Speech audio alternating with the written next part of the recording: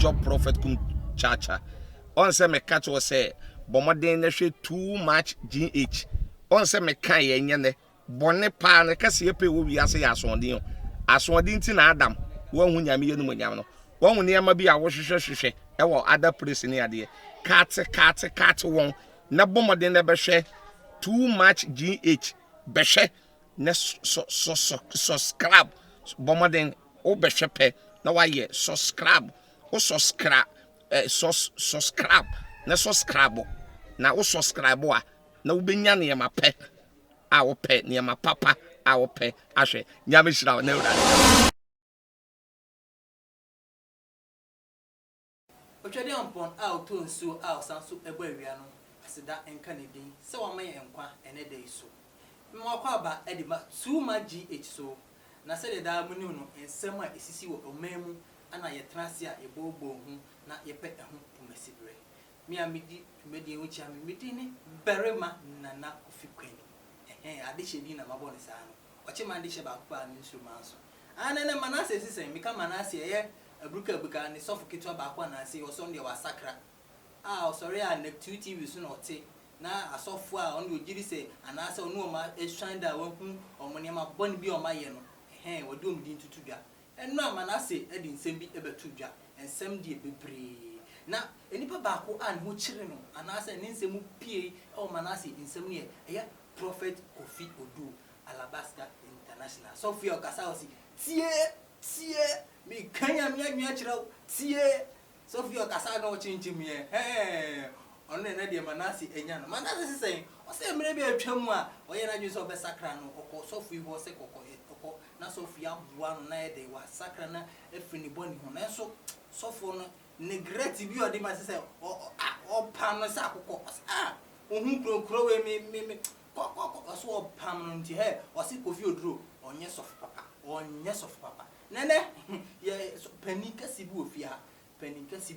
no aye evangelist Emmanuel Alfred Redemption Blood Outreach ofia ye ne betwetwe nkomo afa se ensem hu se ensem manase eka fa Kofi Oduro hu aye nokware anase enye nokware ana ono so ohun Kofi Oduro se ye betwe ho aba na eba ye de komo twetwe ndo ta kuchu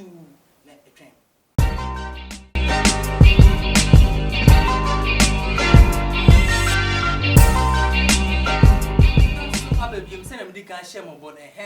evangelist Emmanuel Alfred Redemption Blood Outreach ofia hanom ene betwetwe komo afa Kofi Oduro ni nsem aye manase edi ebebetu dwa no ese prekonam ye we ne hyew mia ene me ho prepre me pese me hu sofo de obeka fa ho me ho prepre me pese me sebre enti ye sebre ma me ma na kwa aba na ye fen komo twetwe ni chase sofo me ba me mo kwa aba me jeoso sofo no ho efe yi o erade ado na where you dey black and way dey ade so fu wey kakra na o me dey you na se won se ma bo red e was here miam ti ne se top red na se ne o si utimi tie ne mu se na wo be pam aka ne se o papa mu kan se e no krenti ne ba so fu na wonya akwanya hwe the seat program no me hwe kakra but me be two baby na obebo Kofi Oduro ensem so e papa e ho ne hia me but ho no me dru ono na wa shift kakra somebody go YouTube nti moment me nya ponya na hwe ho no but as long as you are so for there utie yeah obeka bia dey me no manase se Kofi Oduro mmiri be twam a oye na dwen so person sakra no okọ ni ho so omwa no na otimi twin ho fini boni mu na so Kofi Oduro pa na sa akokọ se o pam no free na solid dem a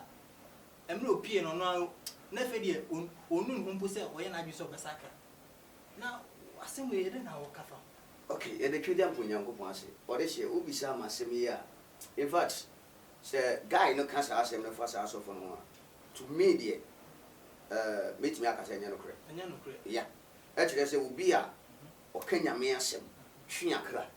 na obi atimi apie every baby from nowhere aba say me pese me mfa urade nti boa me a as obi a wo preach gospel no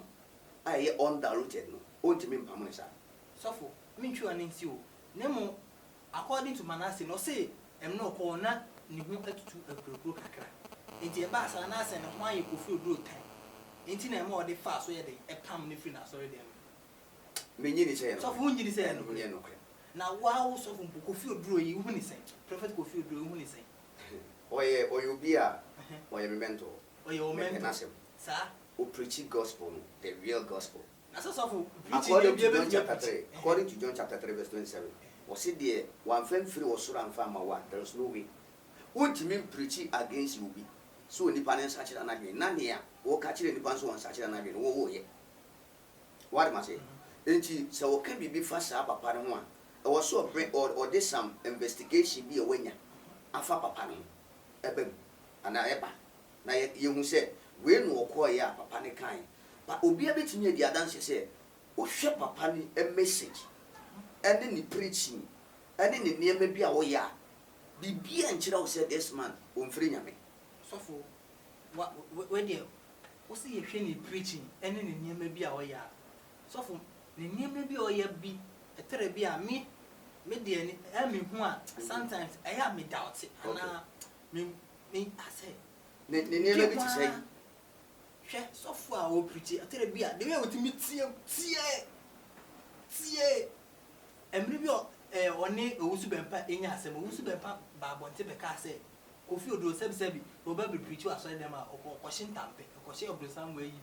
wi okonum bi ansa na oba nti na oba otimi kamu tie so asem we hu nyi bi ebra Yesu edro Jerusalem na omo ekoye no usiana wo se mo dwene se enkrofo we eka wano tumu a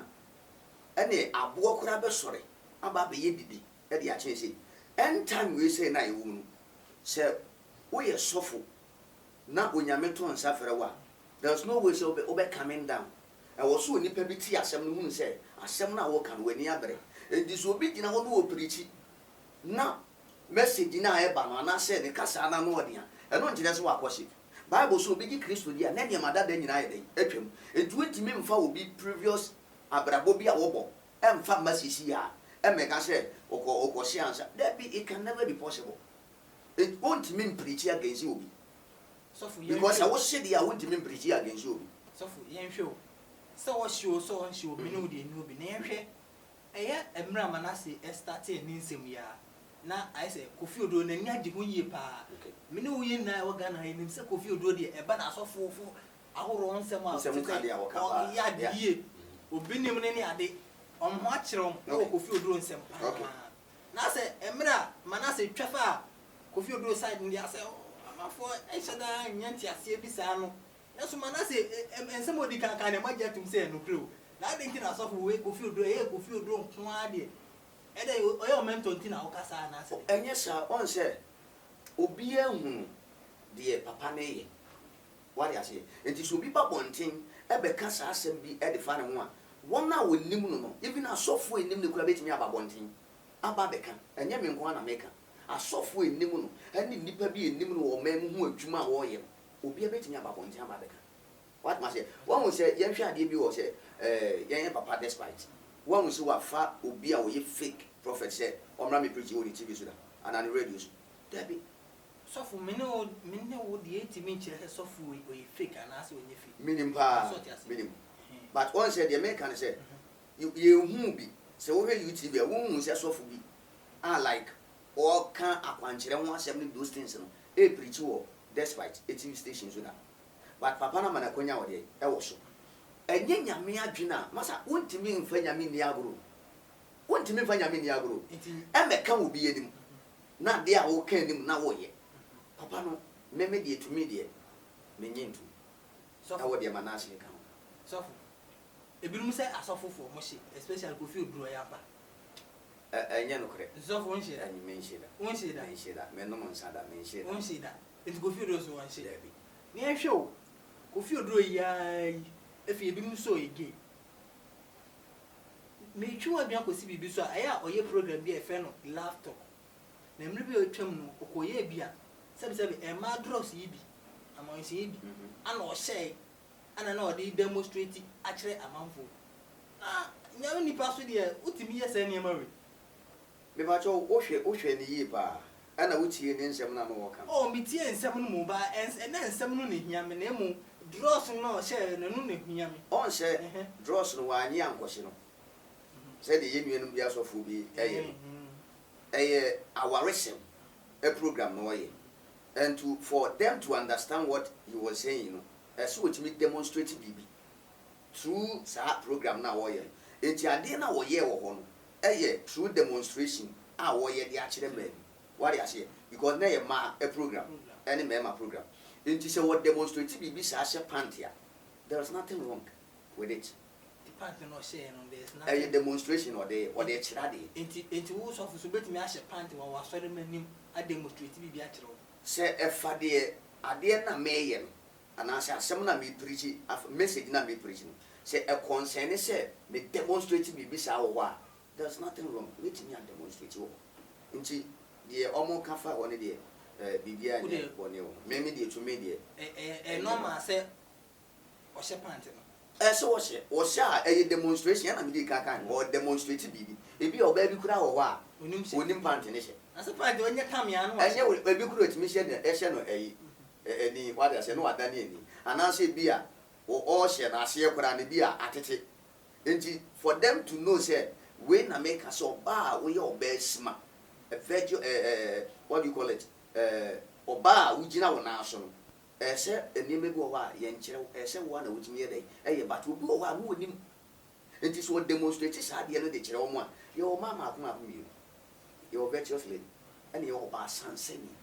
So what I say, it's a oba or ye virtuous lady no. Wa basa program we maybe a near marketing kitty go one shed them. But so for what warrior check, no tina mias, nenya mea dominus album, or demonstrate his idea now, will be or winning one at the end of the day, no, at the answer at the end of the program, which means you will be there at the free. If you miss or your map or your map for you intimate a share party, a bass or a demo. I'm a man, I say, can say. Na sore man wan nyim bebre mu asese onu betimi akọ church bi mu fie na me ye sofo nti ya me nhyara nka sofo ho asem bebre no sofo we di aba se wo kasa wa kasa wi okay the reason is say na sore man kwa betimi aba bonte de wanyim no se enra metie ni kakra me hu so say one of the sofo bi ne mpranfo ye se ne nsa na wo mo ma de din enti to me no de wonim fa Kofi drone say wanyem nkrofo bi sa ma na wonim so wanyem wo me obetimi a onkofo momra sa TV station so no mo ankasa me panka so fu unum say ebi mu di bone ekata so ebi mu di bone kata so but me no when challenge me aka che me papa Kofi drone say opa omra bonti no mekasa na manase so e manase so on the ono program na de bia we onkofa emane mba etu onkofa emane mba no fa mbechire Ghana that is it na Ghana for because emperifo bu baby say utu mmere a no achire si what I say wontimi ntu mmere emfa ma anase wontimi ntu mmere na nka say there is no esi bi efie ye ntu mmere won kwanche ntu mmere wo sie so nti ade bia wo ye program kakraka pa na wo ye na Ghana fo nyina na ye de ehwe wontimi nsore mfa sofo bia metena so emigu ne mu ase keke na sofo wo hu ya se kon kan enam so wo hu no tumere chiresi so what I say because ye ka onipa dignity a o lusu a wo lusu bibia and there was no need say obetimi a disgrace will be without say will be prove any proof bia e dey actually what I say it woni a dance bia enipa na de a wo de aye wa ma na ye wo yam so wo gina mo so say e de kan sem bi di fa no ho a enye no kura wo si wo court kura na wo nya dance ya ibetimi kura aje so what I say ne mo sofo e fa manase ensem ya okan unji ni se bia no kura kakra bi wo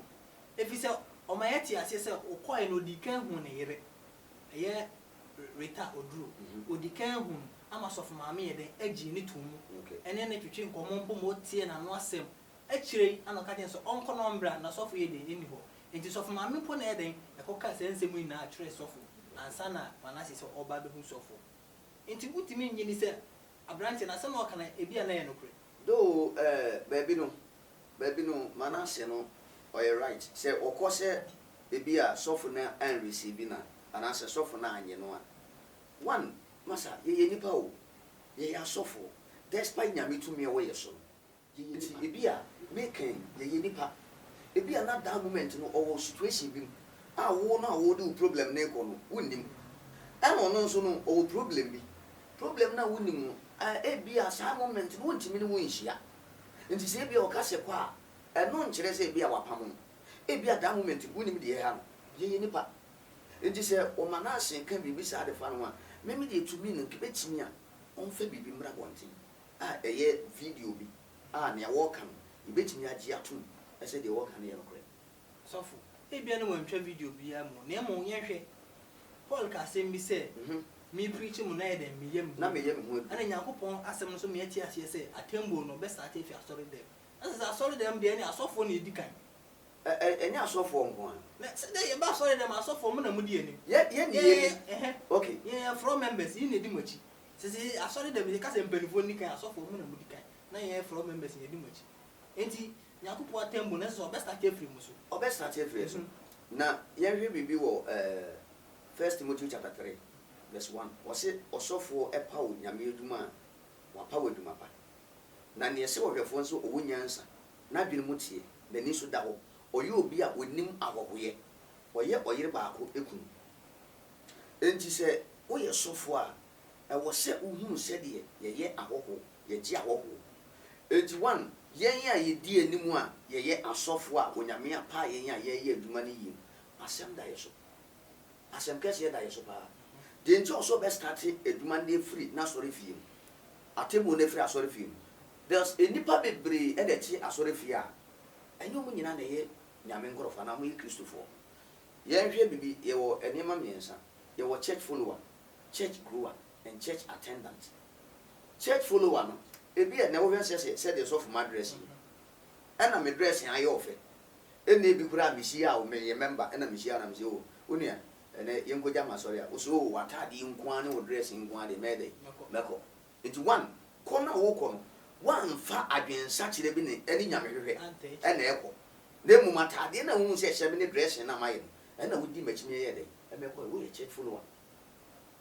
ɛna church attendant ɔno deɛ every Sunday ɔbɛba asɔre baba a waba asɔre no ɛnyɛ nyame asɛm tii ɔba asɔre ma asɔre ne yɛ dɛ congregation ne yɛ dɛ ɛdɔɔso so ɛne ɛwɔ church grower ɔno nso bɛka asɔre no ama asɔre no anyi enti saa nkurɔfoɔ wei nyinaa wɔ asɔre no mu yɛ a asɔre no ɛkɔ n'anim yɛto title wotua bi afɔdeɛ wɔbɔ bi but na dwe nsakyera ɛwɔ Kristo Yesu ho no ɛne atemmuo no ho onim ti sɔfo bi wɔ hɔ a wɔyɛ adwuma paa mehwɛ me sɛ yɛ a me evangelist mesoa ntaadeɛ firi ha ɛde kɔkɔw nkura ase kɔpirikyi menye taale mfiri obi ahɔ bisa sɛ transportation a mede kɔ no menya no wɛn menya adwuma bisa ho saa but at the end of the day no mɛsi m'adwene pi sɛ mɛyɛ nyame adwuma na mabɔ me ho mpem atwe akradeɛ ama Kristo no nti no meekɔ a anaa sika bi a menya bi a mede kɔ no menhwɛ sɛ melusu sika no enti no ɛwɔ sɛ onyame ba bi ate aseɛ ne asɔfoɔ bi ate aseɛ sɛ yɛde nyame nkorɔfoɔ hyɛ wɔn nsa a menni wɔn ho aborɔ because atemmuo no ɛbɛ start firi nyame fie na wo sɔfo no wo ne ɛbɛdika bu atemmuo first sɔfo yɛnhwɛ biribi ɛba ne sɛ wo preachi